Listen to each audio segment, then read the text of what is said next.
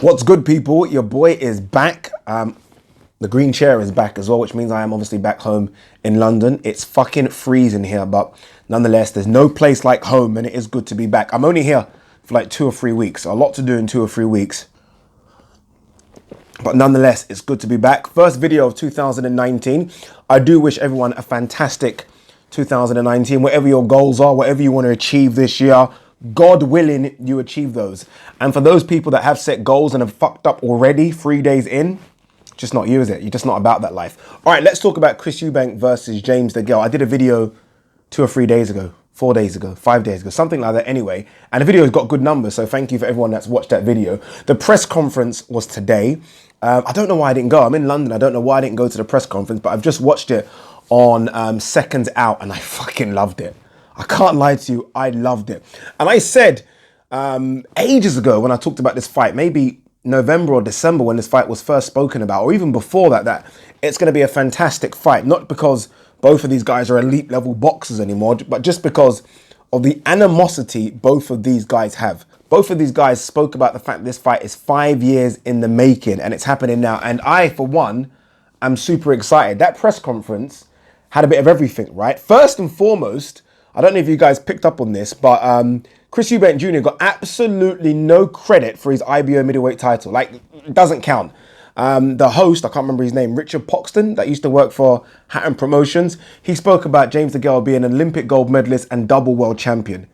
Didn't even mention Chris Eubank Jr. IBO world title. Like, just skimmed over it. He talked about Chris Eubank Jr. being fit, aggressive, and all those things that I kind of mentioned. Completely skipped over the fact that Chris Eubank Jr. won an IBO middleweight title. So obviously he literally says to that title, sorry, super middleweight title, obviously he cares absolutely nothing about that world title. James Degale looked super confident, right? He was the first one to interrupt and chirp up, and he looked super confident. And I fully understand why he's super confident. He reeled out the names of the people that he's beaten or that he has fought. And he said Andre Durrell, he said Badu Jack, he said Lucien Bute. And then he looks over at Chris Eubank Jr. and thinks, who the fuck are you?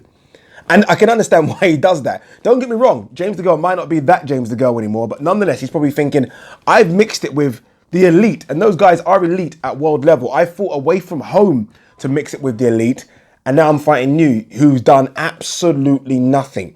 The biggest win on Chris Eubank Jr.'s resume is probably Arthur Abraham. I think it's probably a faded Arthur Abraham. So probably James Degale looks at that and thinks, you know what? You're nothing. You're not even on my level. And he was almost laughing and goading, like, you've been asking for this fight. You're going to get it, but you're nothing. And he almost said, what did he say? He said something along the lines of, Chris Eubank Jr. is banking on the fact that after 6 rounds, I start to die a bit, which I think is what Chris Eubank Jr. said in terms of James Degale doesn't live the life. So he's almost thinking that James Degale will die after 6 rounds, and James Degale saying that ain't going to happen. It probably will happen, because if you look at James Degale's last 6 or 7 fights, he has died after 6 or 7 rounds. So it probably will happen. But Chris Eubank's banking on that. And James is like, well, that's not going to happen. If that's what you think's going to happen, it's not going to happen. If it comes down to a boxing match, there's only one winner here. If it comes down to a slugfest, it's interesting. It's very interesting.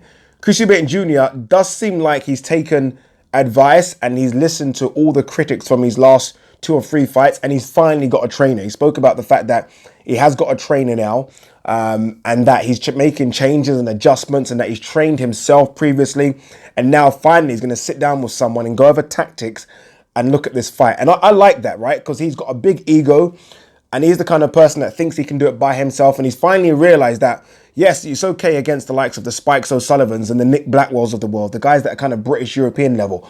When you go up a level, Billy Joe Saunders, George Groves, you get found out, and you need a tactician, you need a good trainer. And he's finally got a good trainer. I personally don't think, and James Degale's trainer said this as well, that a trainer can do much in 6 or 7 weeks, if I'm honest with you. And maybe, and fingers crossed, he's been working with Chris Eubank Jr. on the low for a few months, but I don't think a new trainer can change habits in 6 or 7 weeks. It just doesn't happen. I remember when Floyd Mayweather Sr. tried to change a few things with Ricky Hatton. And we're talking about an elite level fighter in Ricky Hatton, an elite level trainer in Floyd Mayweather Sr. And it just didn't work. It just didn't work. It looked okay for the Paulie Malignaggi fight, But against Manny Pacquiao, I think we saw all kind of unravel. That could be down to Pacquiao, but I just think that you can't change habits that quick. And I almost feel like Chris Eubank Jr., it's good that he's got a proper trainer, but I almost feel like he's just got to bite on his gum shield and just throw as many punches as he can in this one. He's not going to be able to outbox. Tactically, I don't think he listens to advice too much.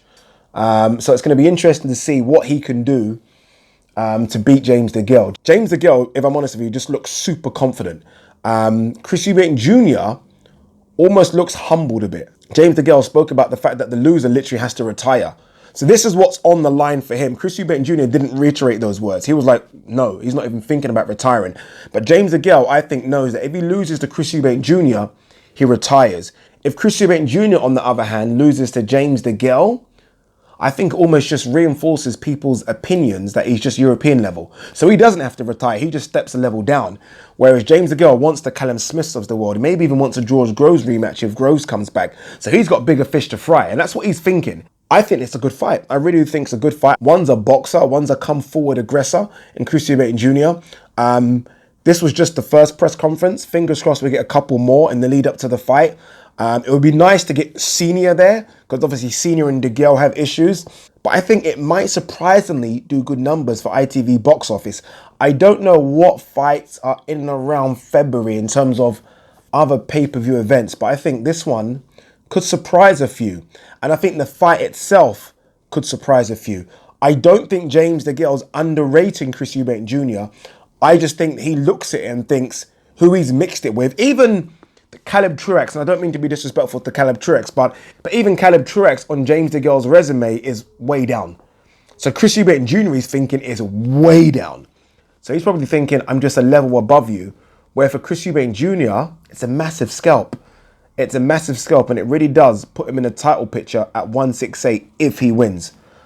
I have to be honest with you, I don't think he does, based on what we've seen in the past, but I'm excited for this one, guys. What do you think? Give me your predictions now. It is early.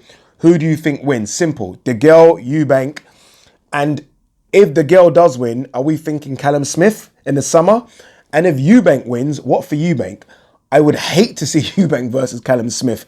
That would be a light heavyweight against a middleweight. So what for Eubank if he does win? Does it go back down to 160? Or does, as he say, have fun, entertaining fights at 168? Let me know, people. Happy New Year again. Peace.